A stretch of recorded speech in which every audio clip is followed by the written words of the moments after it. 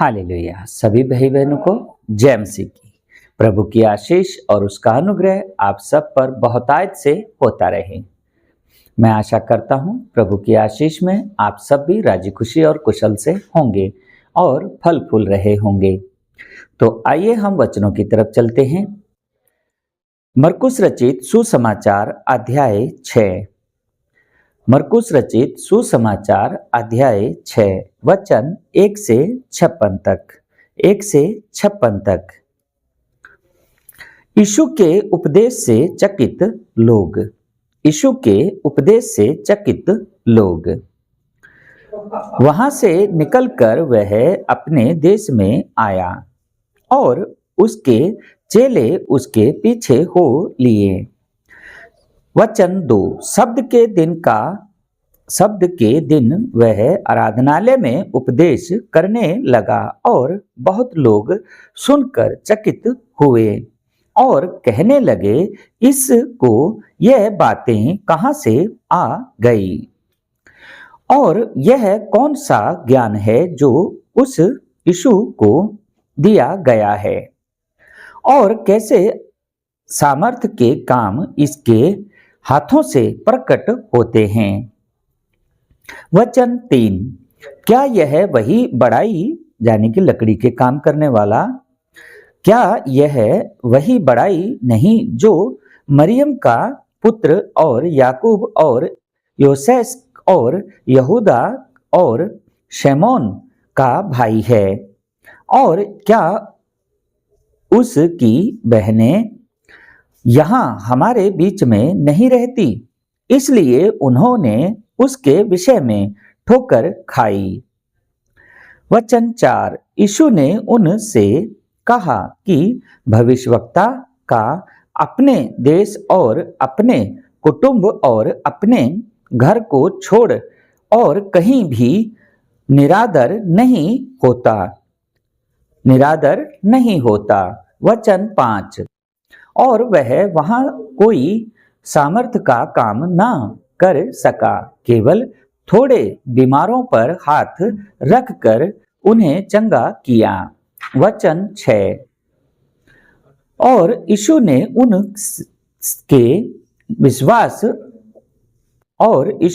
उनके अविश्वास पर आश्चर्य किया और चारों ओर के गांव में उपदेश करता फिरा। 12 चेलों का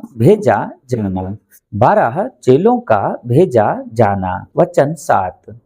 और वह 12 को अपने पास बुलाकर उन्हें 2-2 करके भेजने लगा और उन्हें अशुद्ध आत्माओं पर अधिकार दिया। वचन 8। और यीशु ने उन्हें आज्ञा दी कि मार्ग के लिए लाठी छोड़ और कुछ ना लो, ना तो रोटी, ना झोली, ना पटुके में पैसे। वचन 9। परंतु जूतियां पहनो और 2-2 कुर्ते ना पहनो। वचन 10। और यीशु ने उनसे कहा, जहां कहीं तुम किसी घर में उतरो यानी के रहो, तो जब तक वहां से विदा ना हो तब तक उसी में ठहरे रहो। वचन 11। जिस स्थान के लोग तुम्हें ग्रहण ना करें और तुम्हारी ना सुने, वहां से चलते ही अपने तलवों की धूल झाड़ डालो कि उन पर गवाही हो। वचन 12। और उन्होंने जाकर प्रचार किया कि मन फिराओ। किस चीज से? व्यभिचार से, निंदा से, चुगली से, ईर्ष्या से, नशे से, इन चीजों से हमें मन फिराना है। वचन 13। और बहुतेरी दुष्ट आत्माओं को निकाला और बहुत बीमारों पर तेल मलकर उन्हें चंगा किया। यूहन्ना बपतिस्मा देने वाले की हत्या। वचन 14। और हेरोदेस राजा ने उसकी चर्चा सुनी, क्योंकि उसका मन नाम फैल गया था। और यीशु ने कहा कि यूहन्ना बपतिस्मा देने वाला मरे हुओं में से जी उठा है, इसलिए उससे यह सामर्थ्य के काम प्रकट होते हैं। वचन 15। और औरों ने कहा यह एलिय्याह है, परंतु औरों ने कहा भविष्यवक्ता या भविष्यवक्ताओं में से किसी एक के समान है। वचन 16। हेरोदेस ने यह सुनकर कहा, जिस यूहन्ना का सिर मैंने कटवाया था वही जी उठा है। वचन 17। क्योंकि हेरोदेस ने आप अपने भाई फिलिपुस की पत्नी हेरोदियस के कारण जिससे उसने ब्याह किया था, लोगों को भेजकर यूहन्ना को पकड़वाकर बंदीगृह में डाल दिया था। वचन 18। क्योंकि यूहन्ना ने हेरोदेस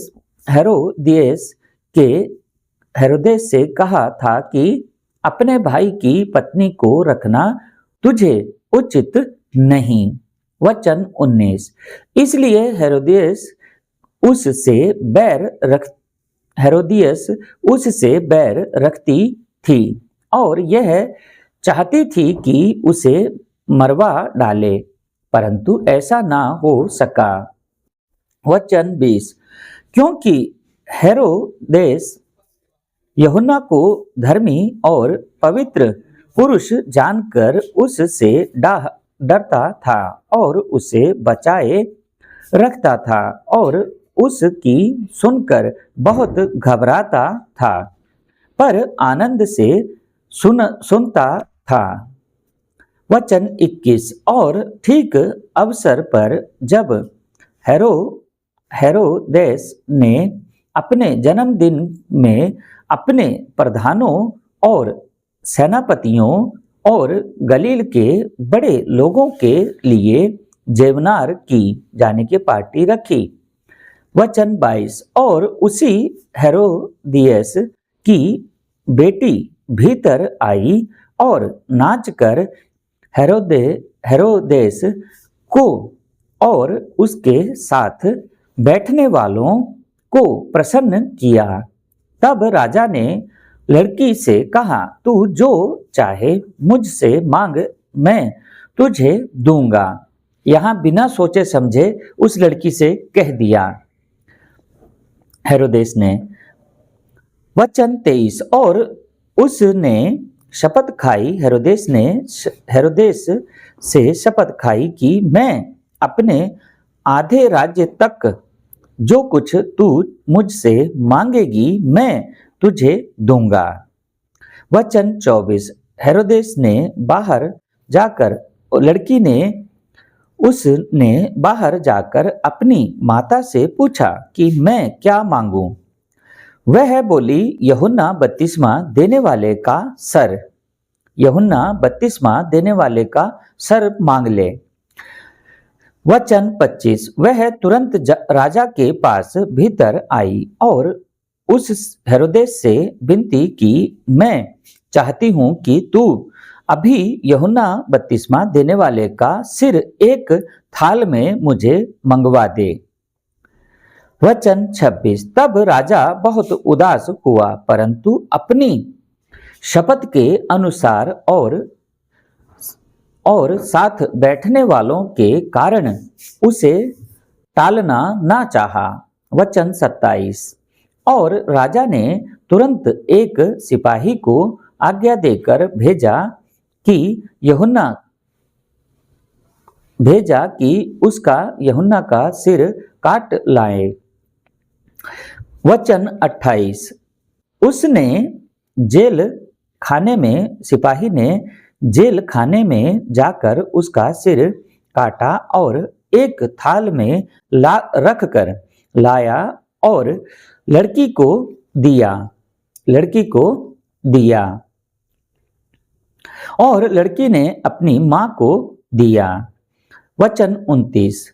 यह सुनकर उसके चेले आए और यीशु की यूहन्ना की लोथ को उठाकर कब्र में रखा। वचन 30।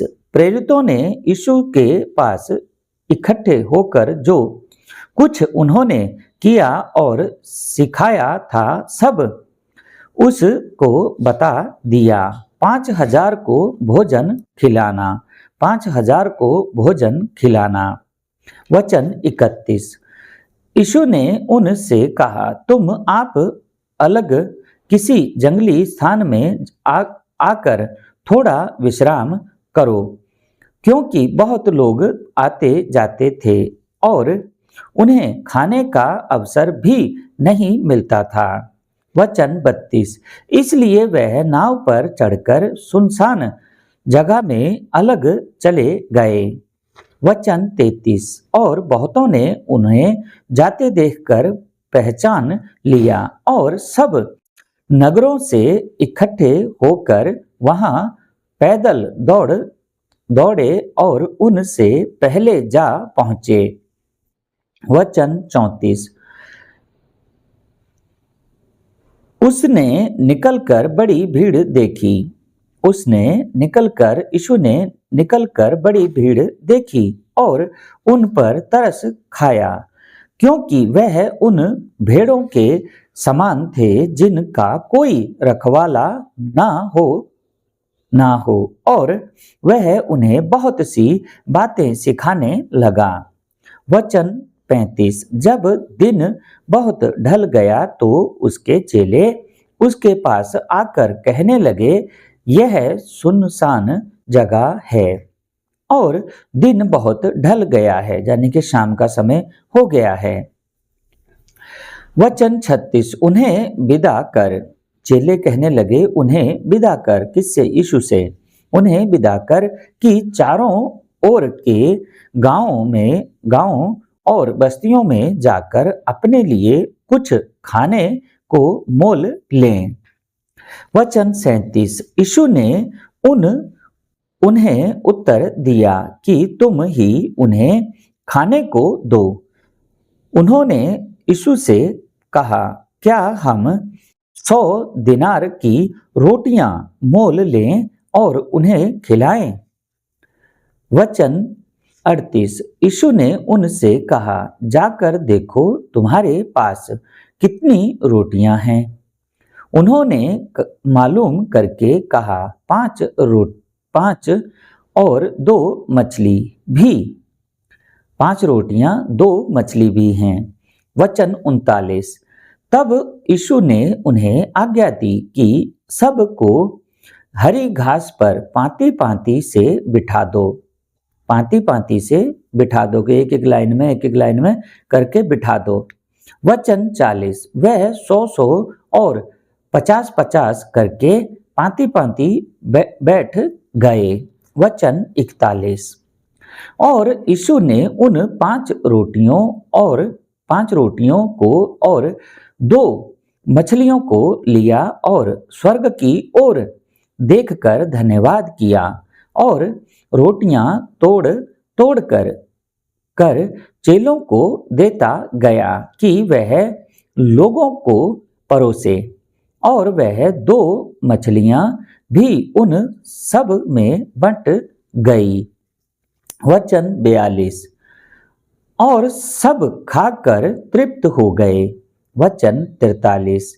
और उन्होंने टुकड़ों से भरी टोकरियां उठाई और कुछ मछलियों से भी। हालेलुया। वचन 44। जिन्होंने रोटियां खाई वह 5,000 पुरुष थे।